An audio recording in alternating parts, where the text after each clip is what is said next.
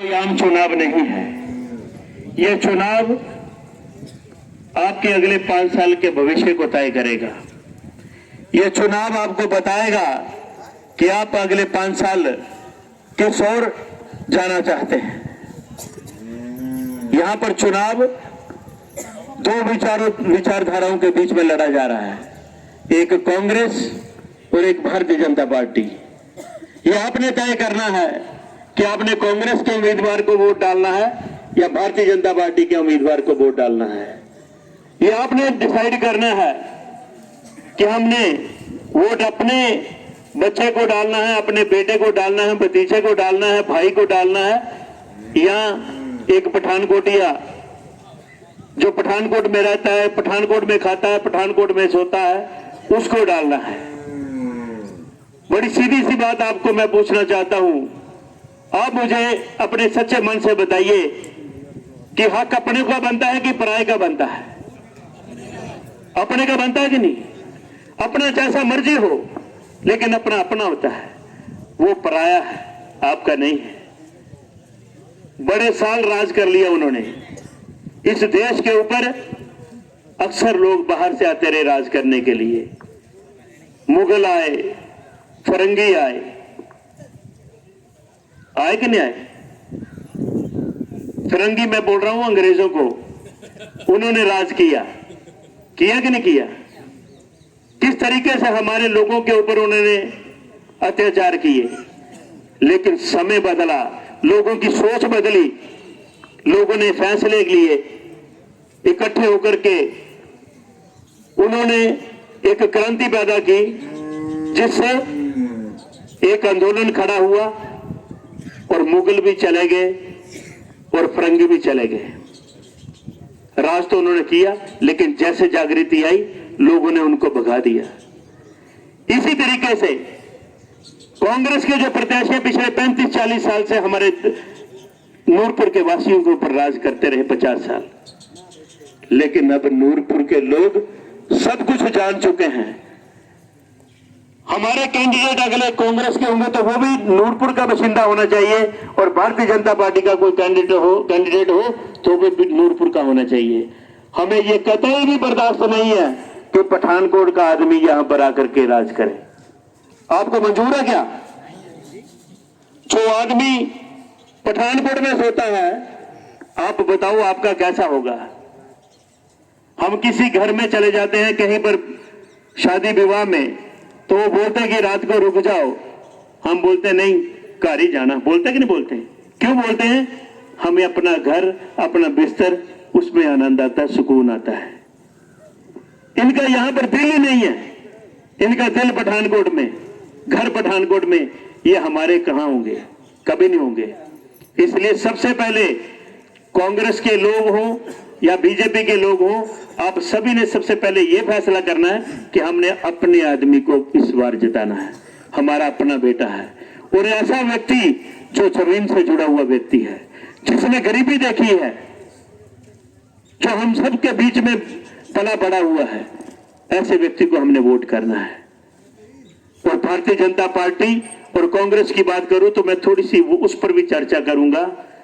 Bharatiya Janata party पूरे विश्व में अपना नाम बना चुकी है, और भारतीय जनता पार्टी के मोदी जी पूरे विश्व में प्रसिद्ध हैं। और कांग्रेस की बात करें, सिकुड़ती 2-4 सीटों पर आ गई है।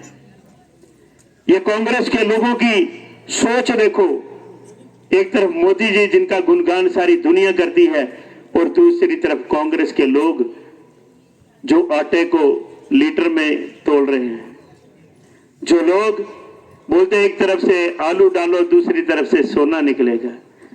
ऐसे लोग, अब तो कांग्रेस का जो कैंडिडेट है नूरपुर का, वो भी डरने लगा कांग्रेस से कि मैं कांग्रेस लिखूंगा तो मेरे को भी पता नहीं वोट डालेंगे लोग कि नहीं।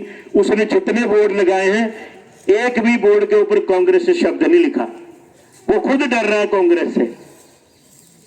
और अगली बात और बताऊं, कांग्रेस के कैंडिडेट ने अपने बोर्ड के ऊपर लिखा है जय अजय।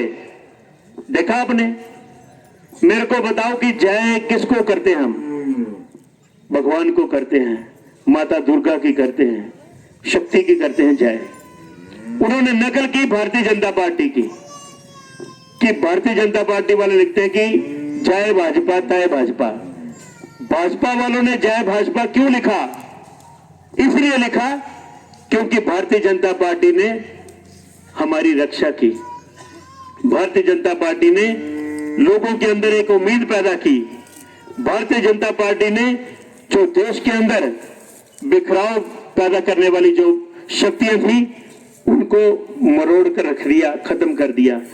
नहीं तो कांग्रेस के समय में कोई तेलंगाना की बात कर रहा, कोई गोरखालैंड की बात कर रहा, कोई बोडोलैंड की बात कर रहा, कोई हुर्रियत की बात कर रहा है, खालिस्तान की भी बात चलती रही। यह कांग्रेस की देन थी। लेकिन आज सारा देश एक सूत्र में पिरोया गया। सारा देश एक है, एक राष्ट्र है, हम सब एक हैं। ये एकता किसने पैदा की? भारतीय जनता पार्टी ने। इसलिए उसको लिखा गया जय भाजपा, और ये लिख रहे जय अजय। मेरे को बताओ, एक आदमी को जय लिखने का क्या मतलब है? नकल करने में भी थोड़ा सा दिमाग लगा लेना चाहिए। तो मैं ज्यादा बातें नहीं बोलता। आप सभी से मैं एक रिक्वेस्ट करूंगा कि आपने अपने बेटे को, अपने को वोट डालने हैं इस बार, पराये को नहीं डालने। पराये जो है जिस दिन रिजल्ट निकलेगा उस दिन ताला लगा करके पठानकोट में चले जाएंगे, फिर वो दिखाई नहीं देंगे। हमारे बीच में 100 मतभेद हों, 100 बातें हों, लेकिन फिर भी हम एक हैं। अभी कांग्रेसियों ने एक नई अफवाह पैदा कर दी है कि पठानिया जी के लोग हमें वोट देंगे। उनसे कोई पूछे, पिछली बार निक्का जी को टिकट नहीं मिली, तब भी आप यही बात बोलते थे, तब आप जीत गए। एक बड़ी साफ सुथरी बात मैं आपको बता दूं, हम सब भारतीय जनता पार्टी के सच्चे सिपाही हैं। ये अभिलाषा जी बैठी हैं, हमारी प्रधान हैं। अगर इनका मन भारतीय जनता पार्टी के साथ ना होता तो यहां नहीं होती। ये लोग, कांग्रेस के लोग, हमारे लोगों की गलत अफवाहें फैला रहे हैं। वो हमारे साथ है, वो हमारे होटल में आ रहा है, वो यहां जा रहा है, वो वहां जा रहा है।